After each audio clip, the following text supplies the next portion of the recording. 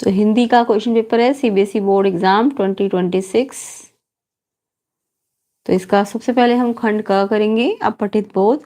तो answer match कर लीजिए अपने।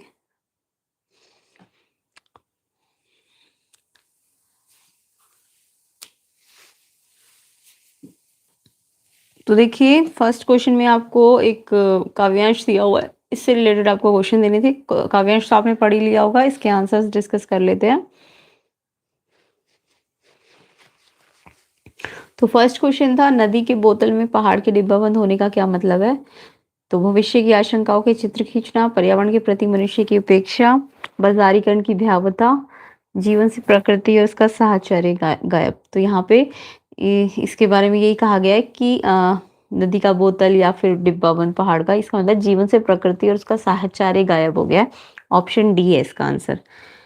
तो क्या है फर्स्ट क्वेश्चन का आंसर? ऑप्शन डी, जीवन से प्रकृति और उसका साहचर्य गायब होना। तो किस किस बच्चे ने डी पे टिक किया है? बिल्कुल करेक्ट है आंसर। सेकंड देखिए, कथन कारण। कथन है, कवित्री अपने वजूद को मुड़ा हुआ पाती है। यस करेक्ट है। वह प्रकृति के बिना अपने अस्तित्व को खतरे में पाती है। ये भी करेक्ट है। और अस्तित्व को खतरे में पाती है इसलिए वो वजूद मुड़ा हुआ पाती है, इसलिए यानी एक्सप्लेनेशन भी करेक्ट है, व्याख्या भी सही है इसकी।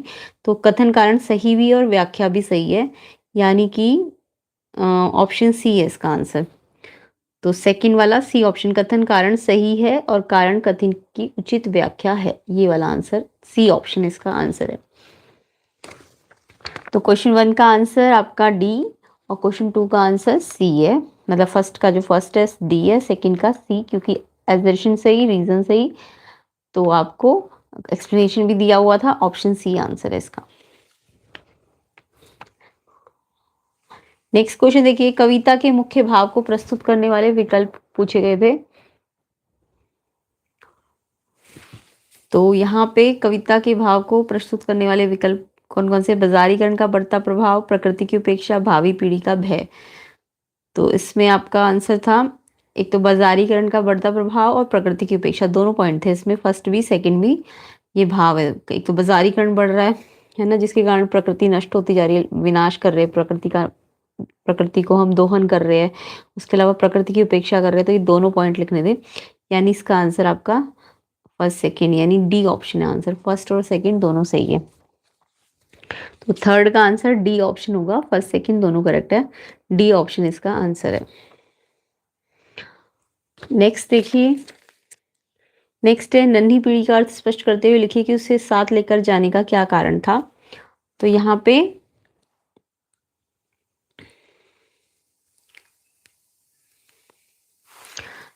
पे नन्ही पीढ़ी का मतलब जो आने वाली पीढ़ी है उससे रिलेटेड है। तो उसे साथ क्यों लेके जाना चाहिए?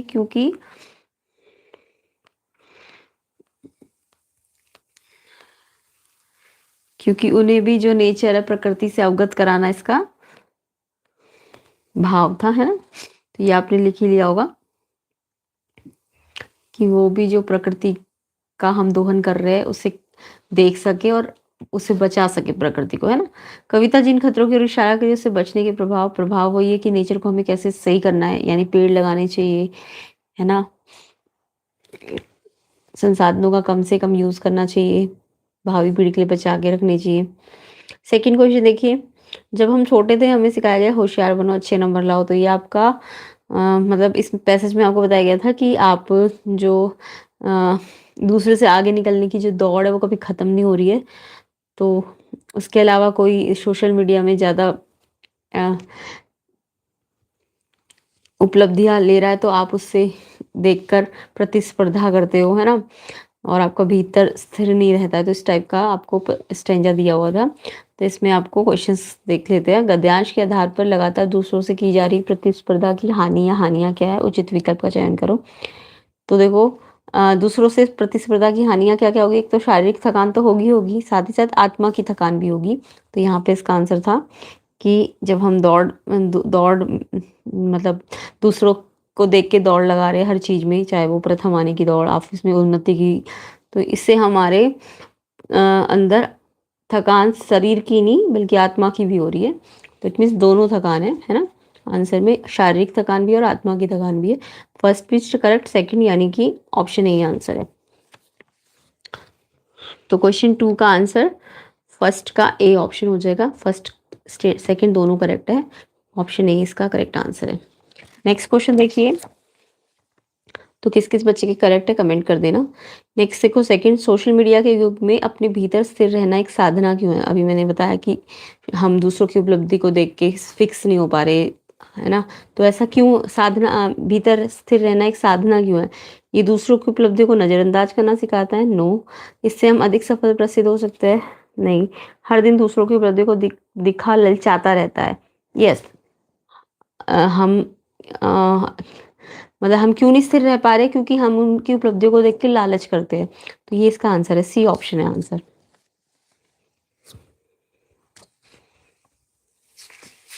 ऑप्शन सी आंसर है इसका सेकंड का। ठीक है, नेक्स्ट देखिए।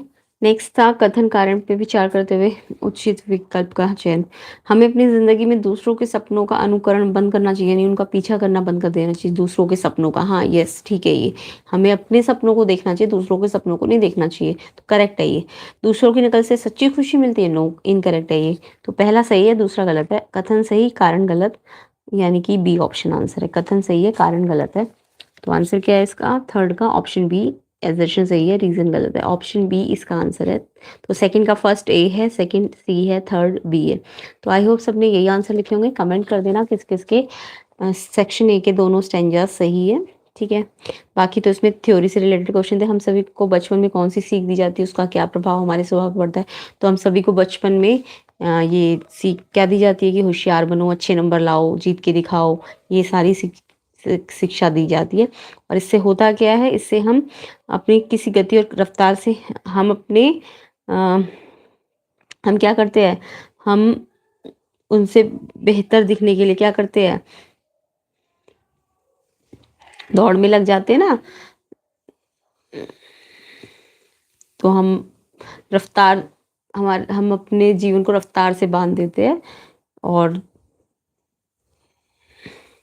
उस दौड़ में शामिल हो जाते हैं। तो इन्होंने यही बोला है कि इसका प्रभाव हमारे स्वभाव पे क्या पड़ेगा?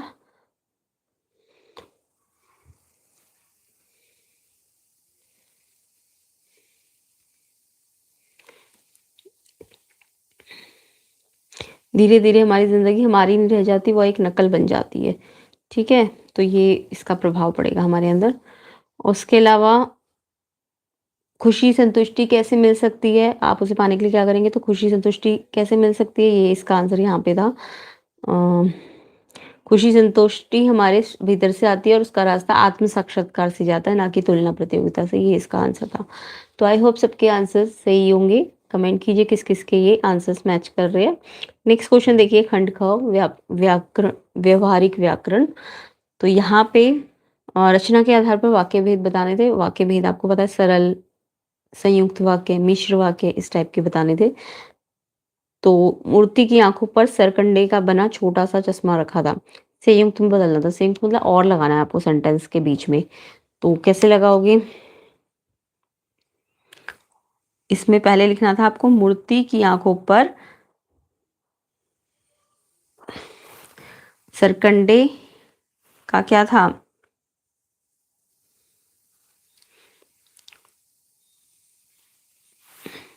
मूर्ति की आंखों पर सरकंडे का बना छोटा सा चश्मा था और वह वहां रखा था, वहां रखा था।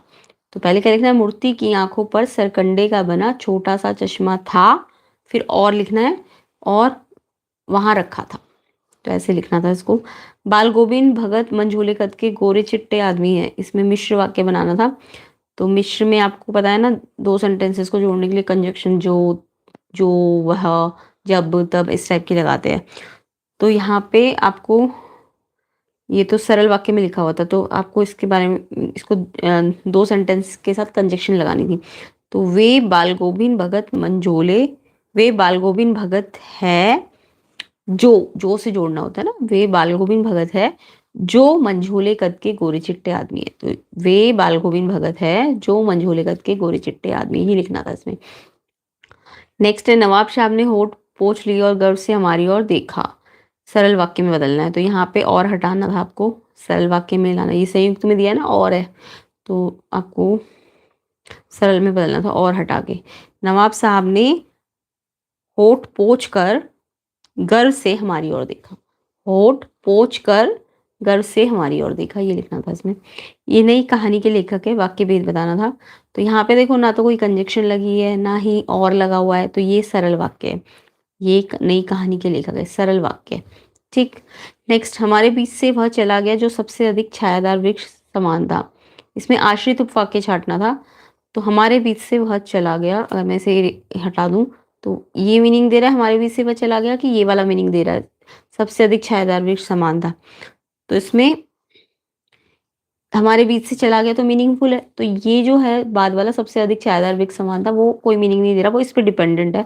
तो जो डिपेंडेंट है वो छांटना था। तो जो सबसे अधिक छायादार वृक्ष समान था, ये आपका आश्रित उपवाक्य है। तो आश्रित क्या है, जो सबसे अधिक छायादार वृक्ष समान था, ये आपका आश्रित उपवाक्य है।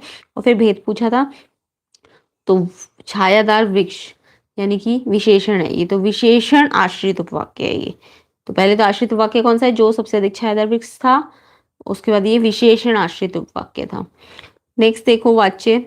वाच्य क्या होते हैं, एक तो होता है आपका कर्मवाच्य, कर्तृवाच्य, कर्मवाच्य, कर्तृवाच्य और भाववाच्य। तो आपको पूछा था राम से गिलास टूट गया, वाच्य का भेद पूछा था। तो यहाँ पे जब से लगा होता है ना, ज्यादातर बच्चे भाववाच्य लिख के आते हैं से वाले में। बट यहाँ पे देखना है कि ये अकर्मक है कि सकर्मक है, क्योंकि से वाला जरूरी नहीं हर बार भाववाच्य होता है, कभी कभी कर्मवाच्य भी हो सकता है। तो अकर्मक सकर्मक चेक करना पड़ेगा। अगर अकर्मक क्रिया हुई तो फिर ये भाववाच्य है, और अगर सकर्मक क्रिया हुई तो ये आपका कर्मवाच्य होगा। तो राम से गिलास टूट गया, तो टूट गया क्रिया, क्रिया के आगे क्या का आंसर मिल रहा है आपको, गिलास। क्या टूट गया, गिलास। तो जब क्रिया के क्या का आंसर मिले, क्या या किससे, तो वो सकर्मक क्रिया होती है। क्या होती है वो, सकर्मक क्रिया। तो से वाले में आप बच्चे सोचते हैं कि से वाले में भाववाच्य लिखाएंगे सही हो जाएगा, नहीं, आपको अकर्मक सकर्मक भी चेक करना पड़ेगा। तो यहाँ पे देखो क्या टूट गया, गिलास। तो क्या का आंसर मिला ना, क्रिया के क्या का आंसर मिला, ये सकर्मक क्रिया है। तो सकर्मक क्रिया में अगर से लगाए ना, तो फिर आपका कौन सा वाच्य हो जाएगा, कर्म वाच्य। तो समझ आया, जरूरी नहीं हर बार से वाला आपका, यानी आप सोचते हो कि से वाला है तो वो पक्का भाववाच्य होगा, नहीं, भाववाच्य होने के लिए अकर्मक क्रिया होनी चाहिए थी। ठीक है, तो से या द्वारा वाला आपका कर्मवाच्य भी हो सकता है, याद रखना। ये बताना मुझे किसने भाववाच्य लिख के आए से देखकर। तो यहाँ पे मिस्टेक हो गई आपकी, अकर्मक, अकर्मक होता तो भाववाच्य होता। से में अगर सकर्मक क्रिया लगी है, सकर्मक समझ गए, जब क्रिया के आगे क्या का आंसर मिले, यानी क्रिया के क्या का आंसर मिले तो सकर्मक होती है। तो यहाँ सकर्मक क्रिया थी, इसलिए ये कर्मवाच्य था। तो से वाला हर बार भाववाच्य नहीं होगा, से वाला कर्मवाच्य भी हो सकता था। तो यहाँ पे कर्मवाच्य आंसर। किस किसने बताया ना, कमेंट करके मुझे सारे बच्चे कि किस किसने इसको भाववाच्य लिखा है, क्योंकि से आप सोचते हो भाववाच्य होगा। तो यहाँ कर्म वाच्य था, क्योंकि ये सकर्मक क्रिया थी। टूट गया, क्या टूट गया, गिलास, तो सकर्मक क्रिया है, इसलिए यहाँ पे भाववाच्य नहीं होगा, क्या होगा, कर्मवाच्य। तो आंसर क्या है इसका, कमेंट करना सारे बच्चे क्या लिख के आए उसका आंसर मुझे सारे बच्चे कमेंट करके बता देना। तो क्वेश्चन 3 तो मैंने बता दिया, क्वेश्चन 4 देख लो। फर्स्ट है आपका कर्मवाच्य। क्यों है कर्मवाच्य, वो मैंने समझा दिया, क्योंकि सकर्मक क्रिया लगी हुई है। ठीक है, सकर्मक लगी हुई थी, इसलिए ये कर्मवाच्य है, ये कर्मवाच्य लिखना था, ये तो मैंने एक्स्ट्रा बता दिया आपको। नेक्स्ट देखो, मैं उस पवित्र ज्योति की याद में श्रद्धानत हूँ, इसमें वाच्य का भेद बताना था। तो मैं उस पवित्र ज्योति की याद में श्रद्धानत हूँ, तो यहाँ पे ना तो से है ना द्वारा है, तो इट मीन्स ये ना तो आपका कर्मवाच्य है और ना ही भाववाच्य है, क्योंकि कर्मवाच्य और भाववाच्य की पहचान तो से और द्वारा होती है। तो यहाँ तो कुछ भी नहीं है। तो जब ना आपके क्वेश्चन में या तो ने हो या कुछ भी ना हो, ने हो या कुछ भी ना हो, तो फिर वो आपका क्या होता है, कर्तृवाच्य होता है, कर्तृवाच्य। तो आई होप सबको यहाँ पे वाच्य के टाइप भी समझ आ रहे होंगे कि क्या है। तो यहाँ पे कर्ता है ना, मैं उस पवित्र ज्योति की याद में श्रद्धानत हूँ, तो कर्ता मतलब मैं। तो यहाँ पे क्या है, ना तो कर्म है, क्योंकि कर्म होता तो आपका से या द्वारा लगा होता, और अगर भाववाच्य होता तो से लगा होता, बट जब कुछ नहीं है, ने होना चाहिए था, वैसे तो नहीं है तो कुछ भी नहीं है, तो वो भी कर्तृवाच्य होता। कर्तृवाच्य में कर्ता होता है मेन, प्रधान कौन होता है, कर्ता। तो यहाँ पे मैं उस पवित्र ज्योति की याद में शतानंद हूँ, तो मैं इसमें करता है, तो इसलिए ये वाच्य कौन सा है आपका, कर्तृवाच्य। तो सेकंड वाला आपका कर्तृवाच्य था। कमेंट करना किस किसने इसमें कर्तृवाच्य लिखा है। नेक्स्ट देखो, नेक्स्ट था मन्नू भंडारी ने देश की आजादी के आंदोलन में सक्रिय भूमिका निभाई। कर्मवाच्य में बदलना था। कर्मवाच्य का मतलब समझ आ गया ना, या तो से लगाना है या द्वारा लगाना है। मन्नू भंडारी द्वारा देश की आजादी के आंदोलन में सक्रिय भूमिका निभाई, तो ये ने लगाया ना, ये आपका कर्तृवाच्य था। जब ने लगाओ तो कर्तृवाच्य होता है, तो यहाँ पे ने को हटाना था, द्वारा लगाना था। कर्मवाच्य में द्वारा लग जाता है। मन्नू भंडारी द्वारा देश की आजादी के आंदोलन में सक्रिय भूमिका निभाई गई। ठीक है, यहाँ पे कमेंट करना किस किसने द्वारा लगाया। नेक्स्ट देखो, उनके द्वारा स्वदेशी चिंतन को व्यापक बनाया गया, तो द्वारा लगा, इट मीन्स ये आपका कर्मवाच्य में दिया हुआ है और आपको इसे कर्तृवाच्य में बदलना था। तो कर्तृवाच्य में क्या लगाते हैं हम, या तो ने लगाते या कुछ भी नहीं लगाते। तो उनके में हम उनके द्वारा में अगर द्वारा को हटाए ने लगाए तो उनके ने तो कुछ नहीं बन रहा है ना। तो यहाँ पे आप ने ना लगा के कुछ और, मतलब द्वारा को हटा दो बस, ने तो लग नहीं रहा, क्योंकि उनने तो बोलेंगे नहीं, उनके ने भी नहीं बोलेंगे। तो कर्तृवाची में या तो ने लगेगा या कुछ भी नहीं लगेगा, तो द्वारा हटाना पड़ेगा। लेकिन तो द्वारा हटाओ, उनके स्वदेशी चिंतन को व्यापक बनाया गया। उनके स्वदेशी चिंतन को वापस बनाया गया कि उन्होंने, उन्होंने ने लग रहा है, उनके का अगर ने बनाऊं तो उन्होंने, उनके का ने क्या बनेगा, ने लगना चाहिए ना कर्तृवाच्य में, या तो ना कुछ भी नहीं लगना चाहिए। तो उन्होंने स्वदेशी चिंतन को व्यापक बनाया, तो उनके द्वारा को हटा के उन्होंने लिखना था आपको। उन्होंने स्वदेशी चिंतन को व्यापक बनाया। राजेश बहुत तेज दौड़ा, भावाची में बदलो, तो यहाँ भावाची में से लगाते हैं हम। तो राजेश से बहुत तेज दौड़ा गया, भावाची में क्या लगाना है, से। तो राजेश से बहुत तेज दौड़ा गया। अब कमेंट करना किसके कितने वाच्य करेक्ट है। ठीक है, नेक्स्ट देखो, पद परिचय पूछा गया था आपसे 4 का। महावीर प्रसाद द्विवेदी अपनी लेखनी से स्वाधीनता की चेतना जगा रहे थे। तो यहाँ पे स्वाधीनता क्या है, स्वाधीनता यहाँ पे संज्ञा और वो जातिवाचक संज्ञा है। स्वाधीनता क्या है, संज्ञा, और कौन सी संज्ञा है, जातिवाचक। उसके अलावा लिंग बता दो, स्वाधीनता स्त्रीलिंग है। ठीक है, उसके बाद वचन बताओ, स्वाधीनता, लेखनी से स्वाधीनता एक वचन है ये। ठीक है, और कारक भी बता सकते हो, से बोला है तो करण कारक है ये। तो इस 3-4 चीजें बतानी है आपको। तो स्वाधीनता में क्या क्या है, स्वाधीनता, ये पद परिचय देना था इसका आपको। तो पहली बात तो ये संज्ञा है, और कौन सी संज्ञा है, ये जातिवाचक संज्ञा है। ठीक है, संज्ञा का प्रकार बताना था, ये जातिवाचक है, एक वचन है, एक वचन है, स्वाधीनता है, स्त्रीलिंग है। उसके अलावा कारक करण है। ठीक है, वो भी लिख सकते थे। नेक्स्ट देखो, आसमान में बादल घिर गए और बिजली चमक रही थी। और क्या होता है, एक अव्यय होता है। और क्या होता है, एक अव्यय। ठीक है, तो और यहाँ पे अव्यय है। इसके अलावा अव्यय में आप बता सकते हो कि ये कैसा है, और द्वंद द्वंद द्वंद में आता है ना, और तो ये अव्यय है। और इसके अलावा आप काल बता दो, ये भूतकाल है। छी, ऐसा सोचते हुए तुम्हें शर्म नहीं आती, छी, छी क्या है, एक एक्सक्लेमेटरी है, तो ये अव्यय है।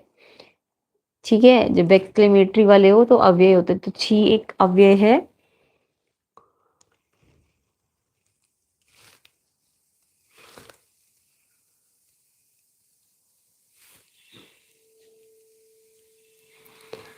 और ये विस्मयादि बोधक है। कैसा है, विस्मयादि बोधक। ठीक है, अव्यय विस्मयादि बोधक। और भी अव्यय है और छी भी अव्यय ही है। नेक्स्ट, कुछ लोग चौराहे पर खड़े थे। कुछ लोग विशेषण है, कुछ क्या है, एक विशेषण है, और ये ना आपका परिमाणवाचक विशेषण है, क्योंकि संख्यावाचक नहीं है। अगर 2 4 5 होता है लोग तो संख्यावाचक होता। अभी ये कुछ लोग, लोग कितने हैं, कुछ, तो ये विशेषण है। और कौन सा विशेषण है, ये परिमाणवाचक विशेषण है। ठीक है, तो ये दोनों तो अव्यय है, मैंने बता दिया। अव्यय के अलावा आप इसका काल बता दो। ये भूतकाल है, ये वर्तमान काल है, ये छी विस्मयादि बोधक भी है, ठीक है। और कुछ क्या है, विशेषण है। विशेषण में ये परिमाणवाचक विशेषण है। और विशेष्य क्या है इसका, लोग। विशेष्य भी बताना था आपको, लोग। विद्यार्थी, बाकी ये बहुवचन है, ठीक है।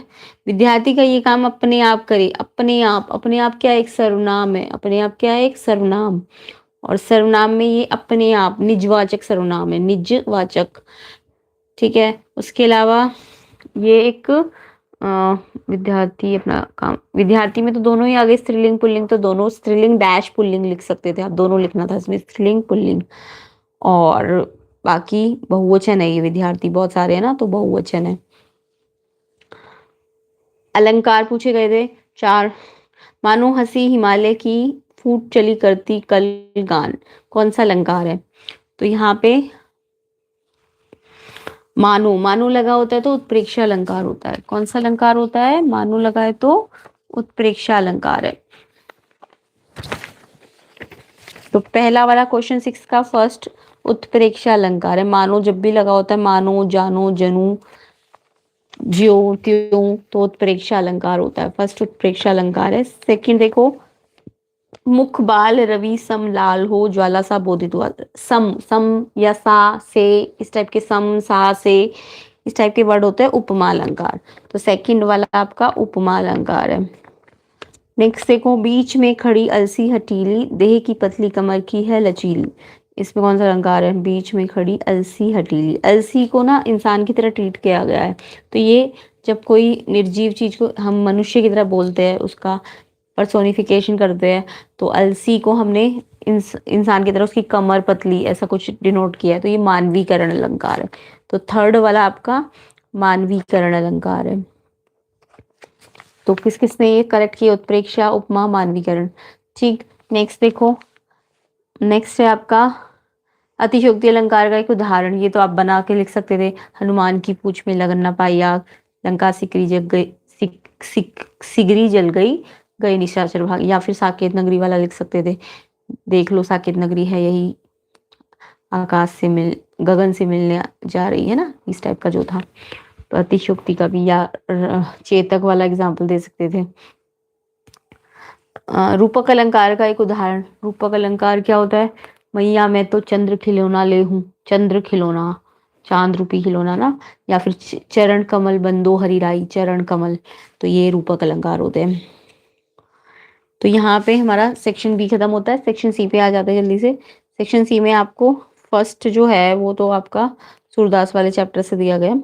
ज्यो जल महा तेल की गागरी, बूंद न ताको लागी। इसका स्पष्ट क्या है, इसका मतलब बताना था। मतलब इसका मीनिंग नहीं बताना आपको इस लाइन का, आपको इससे क्या पता चल रहा है वो बताना था। वैसे मीनिंग बोले तो इस लाइन का ये था कि तेल से युक्त मटकी पर जल का प्रभाव नहीं होता, बट मीनिंग नहीं पूछा, स्पष्ट पूछा है, क्या पूछा है। तो इसका इसका दूसरा मीनिंग जो है वो, मतलब मेन क्या कहना चाह रही है ये लाइन। तो हिंदी ट्रांसलेशन तो इसका ये है कि तेल से युक्त मटकी पर जल का प्रभाव नहीं होता, बट कहना चाह रही कि उद्धव का मन प्रेम से अछूता रहा। मतलब कृष्ण के पास होते हुए भी उद्धव का मन क्या है, प्रेम से अछूता है। जैसे मटकी पे जल का प्रभाव नहीं पड़ता ना, तेल वाली मटकी पे, ऐसी कृष्ण के साथ रखे उद्धव का मन प्रेम से अछूता रहा है। तो ऑप्शन बी है इसका आंसर। तो फर्स्ट सेकंड का क्या है, बी।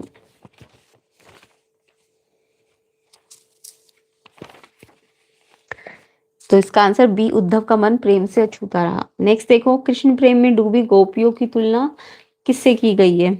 तो ये गोपियों की तुलना गुड़ से चिपटी चींटियों से की गई है। किससे की गई है, गुड़ से चिपटी चींटियों से। तो यहाँ पे आंसर है आपका केवल थर्ड सही है, ए ऑप्शन है आंसर इसका। तो क्वेश्चन 7 का फर्स्ट का आंसर बी है और सेकंड का आंसर ए है। नेक्स्ट देखते हैं। नेक्स्ट है, प्रस्तुत पद के आधार पर सूरदास के काव्य के बारे में क्या कहा जा सकता है। तो अभी काव्य आपने पढ़ा था, एक तो उसमें उपमाएं लगी हुई थी ना, गोपियों को आपको चींटियों से तुलना की गई है, उद्धव की तेल किससे तुलना की गई है। तो यानी कि उपमा द्वारा गुण भाव व्यक्त किए, उपमा डाली गई है, ये ऐसी। पहला वाला तो बिल्कुल करेक्ट है। काव्य में दार्शनिक चिंतन है, नो। उनका काव्य बहुत अधिक अलंकृत सजावटी है, नो। योग साधना से अधिक कृष्ण प्रेम को महत्व है, यस। फोर्थ, फर्स्ट और फोर्थ है इसका आंसर। फर्स्ट और फोर्थ मतलब डी ऑप्शन है आंसर, डी। तो किस किस बच्चे ने थर्ड का आंसर डी लिखा है? फर्स्ट और फोर्थ करेक्ट है इसके, डी आंसर है। नेक्स्ट क्वेश्चन देखिए, निम्नलिखित कथन कारण पे विचार करते हुए चयन करो। कथन है गोपियां उद्धव को बड़भागी कहते हुए वास्तव में भाग्यहीन बता रही है। यस, बड़भागी का मतलब भाग्यशाली होता है, बट वो व्यंग्य कर रही है कि बड़भागी बोलते हुए एक्चुअल में उसे भाग्यहीन बता रही है कि वो कृष्ण के पास होते हुए भी कृष्ण से के प्रेम में मुग्ध नहीं हुए, वो उनसे दूर है, तो भाग्यहीन बता रही है वो। यस, बिल्कुल करेक्ट है। फिर योग का संदेश लेकर आए, यस उद्धव योग का संदेश लेकर आए, बट इसका इससे कनेक्शन कुछ नहीं है कि ये इसको व्याख्या कर रहा है, तो जस्ट करेक्ट है, यानी कि कारण कथन, कारण और कथन दोनों सही है लेकिन व्याख्या नहीं है, डी है इसका आंसर। तो फोर्थ का आंसर आपका, फोर्थ का एजर्शन रीजन करेक्ट तो है बट व्याख्या नहीं दे रहा, डी है इसका आंसर। क्योंकि योग का संदेश लेके आए इसलिए भाग्यहीन है, तो ये ऐसा कुछ इससे कनेक्शन नहीं बन रहा है, इसलिए आंसर ही होना चाहिए कि कारण की उचित व्याख्या नहीं है। गोपियों के अनुसार कृष्ण किसके समान है? कृष्ण किसके समान है? प्रेम भाव से भरी नदी के समान है, या फिर स्नेह के स्पर्श से दूर है, कमल के पत्तों से सरीखे है, या अनुरागी मन वाले बड़भागी है? तो कृष्ण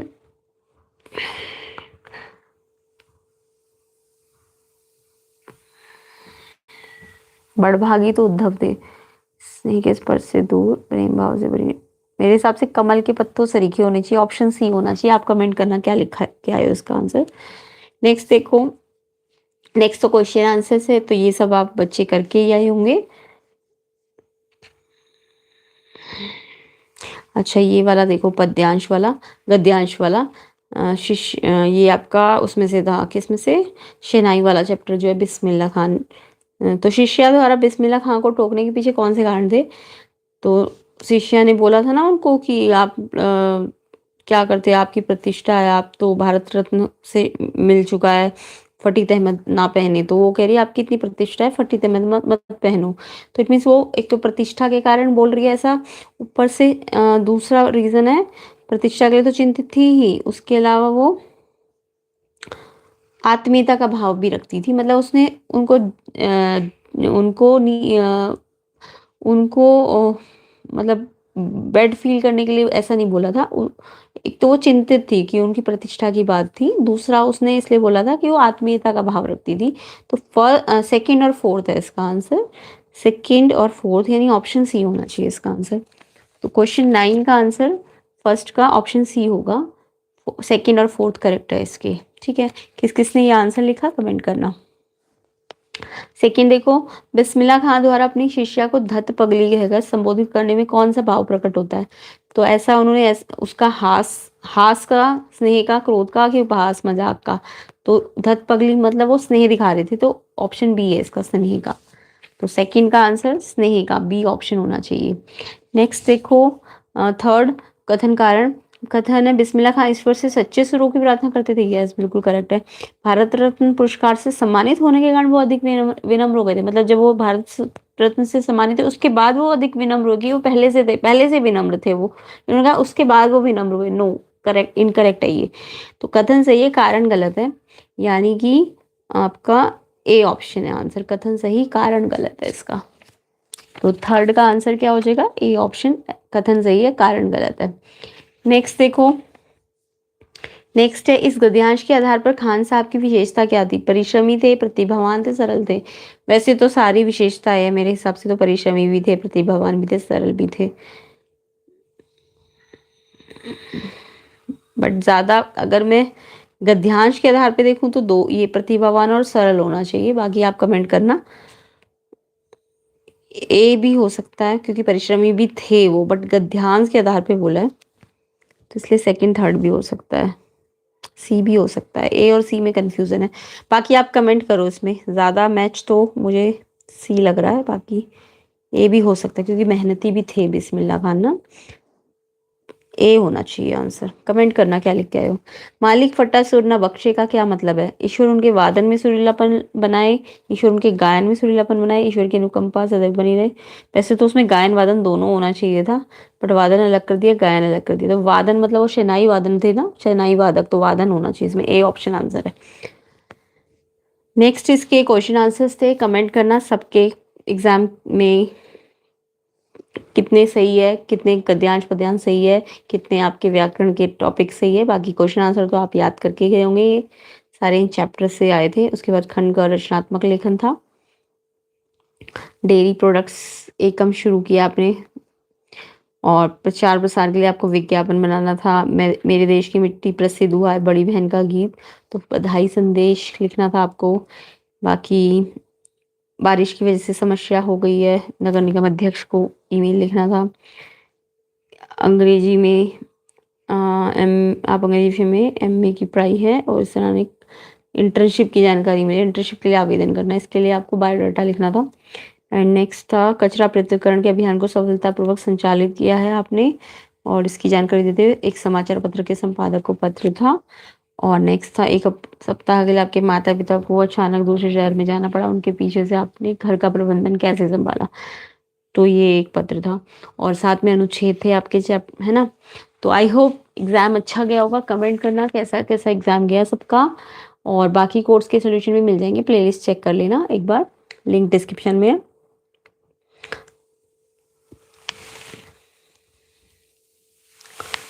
एंड वीडियो शेयर कर देना, लाइक कर देना, चैनल में नए हो तो चैनल को सब्सक्राइब भी कर देना।